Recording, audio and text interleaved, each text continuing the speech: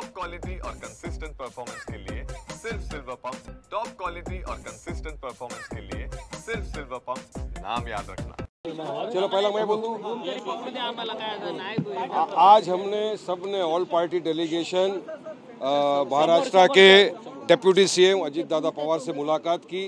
ये था जो मुंबई के अंदर लाउड स्पीकर जो निकलवा रहे हैं मस्जिदों में से भोंगे, उसके ताल्लुक से मुलाकात की और अजीत दादा को हमने समझाया कि दादा इस तरह से चल रहा है कि मस्जिदों के अंदर आके पुलिस वाले ये सब कर रहे हैं, लाउड स्पीकर निकलवा रहे हैं, जबकि सुप्रीम कोर्ट का डायरेक्शन है डेसिमल लेवल्स के ऊपर। हमारी सारी बातें सुनी है दादा ने, उनका कमिश्नर साहब भी थे, डीजी मैडम भी थी, सबको सुना पेशेंटली। हमने हमारी बात रखी और हमको उम्मीद है कि सरकार इसमें जल्दी से जल्दी कार्रवाई करेगी और हमारे पक्ष के अंदर जो भी बेहतर होगा वो सरकार करेगी। पुलिस की तरफ से उनका क्या पक्ष था, क्यों ऐसी कार्रवाई की जा रही है? वो बताया हमने दादा को कि कल रात को बड़ी मस्जिद मदनपुरा के अंदर पुलिस आ गई, पुलिस पूरा वहाँ पे अफरा तफरी का माहौल हो गया, लॉ एंड ऑर्डर सिचुएशन खराब हो सकता था अगर आप इस तरह से धांधली दादागिरी करेंगे। तो उन्होंने स्पष्टीकरण दिया है कि नहीं, उनको बोला गया था कि आप निकाल दो और नहीं निकालने की वजह से फिर ये सब हुआ है। लेकिन हम तो देखो चाहते हैं कि लॉ एंड ऑर्डर मेंटेन रहे पूरे महाराष्ट्र में, पूरे देश में शांति बनी रहे और प्यार से। देखिए इतने बरसों से अजान हो रही है, 1400 साल से अजानें दी जा रही है, लाउड स्पीकर लगे हुए हैं, सब ये हमारे देश की सेकुलरिज्म का तो यही तो सबूत है ना। हिंदू मुस्लिम सिख ईसाई हम सब मिल के एक साथ सब त्यौहार बनाते हैं, सब फेस्टिवल एंजॉय करते हैं। अब लाउड स्पीकर के ऊपर ही आपको सिर्फ प्रॉब्लम है, सिर्फ अजान से ही तकलीफ है क्या? तो नहीं, अभी पुलिस हमने रख दी अपनी बात, अब जो सरकार फैसला करेगी हमको, लेकिन उम्मीद है सरकार से, हमको उम्मीद है कोर्टों से कि न्याय होगा हमारे साथ और हमको भी अजान देने की परवानगी मिलेगी।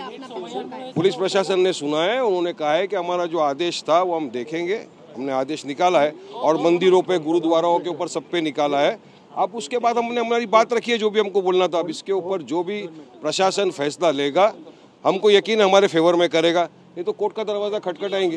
आझमी साहेब इकडे थोडं मध्ये या सर, इकडे मध्ये सर, किरीट सोमय्या सातत्यानं अनधिकृत भोंग्यांच्या ये बिल्कुल सही है कि सोमय्या इस इशू को लेकर के जबरदस्ती जो है ना एक बाउंड्री खड़ा कर रहे हैं।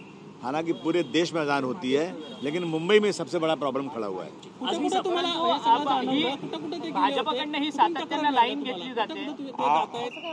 आम्ही ते म्हटलं पूरे मुंबई से आ रहा है ना, पूरे मुंबई में हर जगह जाकर के पुलिस स्टेशन में जाकर के चिल्लाना, जहाँ मस्जिद वहाँ जाके खड़े होना, चिल्लाना, इस तरह से मतलब ये सिर्फ और सिर्फ नफरत पैदा करके मुसलमानों के खिलाफ हो रहा है। जहाँ देखिए जिन एरिया में वोट नहीं मिला ना, कहता है यहाँ वोट जिहाद हुआ है, यहाँ वहाँ जाकर के इस तरह बदतमीजी करना शुरू किया उन्होंने। आझमी साहेब, ये मुद्दा भारतीय जनता पक्षाकडनं हा मुद्दा उपस्थित केला जातोय आणि तुम्ही या सगळ्या संदर्भात अजित पवारांना काही सांगितलं का? तुम्ही महायुतीमध्ये आहात आणि भाजप अशी भूमिका घेते म्हणून। कोई महायुति की बात यहाँ नहीं है। यहाँ जो बात अभी वारिस पठान साहब ने जो बोला वही सेम बात है।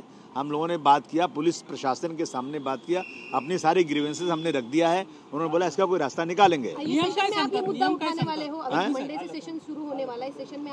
नहीं, बिल्कुल नहीं उठाएंगे, हम उठाएंगे तो और बवंडर होने वाला है। नहीं, अरे भाई हमको पता है ना क्या होता है वहाँ पे। ये कुछ नफरती लोगों को आदत है इस तरह से बवाल मचाने। अरे नियम कितना है देश में, सब नियम पालन हो रहा है क्या? नियम खाली हमारे लिए, खाली सारा नियम हमारे लिए बना हुआ है, सारा नियम मुंबई में इम्प्लीमेंट हो रहा है, सारा भारतवर्ष, पूरे भारतवर्ष में अजान हो रही है, लेकिन कहीं इतना प्रॉब्लम नहीं जितना यहाँ प्रॉब्लम है। सेशन में ये मुद्दा नहीं उठाओगे, इसके पीछे का कारण क्या है? क्योंकि इतना बड़ा प्लेटफॉर्म है। अरे हमने किया ना, अभी वो जिनको बोलना था हमने यहाँ बता दिया उनसे। अजित पवार साहब ने बोला कि आपकी बातें सुन लिया है, पुलिस से बात कर रहे हैं, कोई न कोई रास्ता निकालेंगे। बीजेपी से बात करेंगे अजीत दादा, बीजेपी से बात करेंगे। अब वो क्या करेंगे? अरे भाई उनको पता है कि क्या हो रहा है, अब किससे बात करेंगे उनकी जिम्मेदारी है। सीपी होते यहाँ पे, डीजी होते, सब होते हैं यहाँ पे। देखिए एक चीज मैं बताऊंगा, तुम्हाला एक प्रश्न आहे, बोला की अजित पवारांच्याच आमदारांकडनं मुस्लिम समाजाच्या विरोधातली वक्तव्य केली जातात। ज्या दिखेगा लांड्या वहा चलेगा दांड्या अशा पद्धतीने संग्राम जगताप भर सभेमध्ये बोलतात आहेत। या सगळ्या संदर्भात अजित पवारांकडे तुम्ही तक्रार केली आहे का? कारण की ते सातत्याने शिवशाहू फुले आंबेडकरांचं नाव घेतात। देखिए अजीत दादा ने पहले कहा था कि अगर मुसलमानों के ऊपर आंच आ जाएगी तो मैं सामने खड़ा हो जाऊंगा, मैं मुसलमानों के साथ कंधे से कंधा मिलाकर खड़ा रहूंगा, उनके हक के लिए लड़ूंगा। अब उनका अगर कोई आदमी इस तरह की बातें कर रहा है तो अजीत दादा को उसका संज्ञान लेना चाहिए, उसके खिलाफ कार्रवाई करना चाहिए। अभी अजान का जो इशू है, लाउड स्पीकर भोंगे का जो इशू भोंगे का है, उस पर मैं सिर्फ इतना ही बोलना चाहूँगा कि कुछ लोग नफरत जो फैलाने की राजनीति कर रहे हैं, खुद की सियासत की रोटी सेकने के लिए वो इस तरह का काम कर रहे हैं। मस्जिदों के बाहर जाकर कैमरा लेके खड़े हो जाते हैं, डेसिबल लेवल चेक करते हैं और उसके बाद वहाँ पर कंप्लेंट डाल के यहाँ से भोंगा हटाओ, वहाँ से भोंगा हटाओ।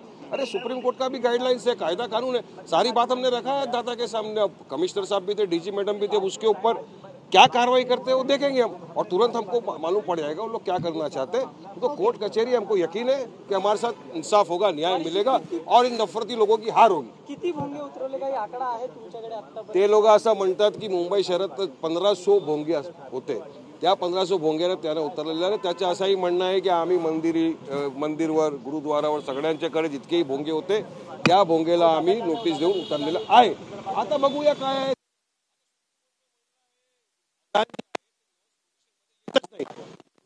काय करायचे। सगळी वस्तू आहे, आम्ही साहेबाकडे टाकलेली आहे, अजितदादाकडे। त्यांनी म्हटलंय की ठीक आहे, विचार करेल आणि आम्ही तुम्हाला उत्तर देऊ। चला, धन्यवाद।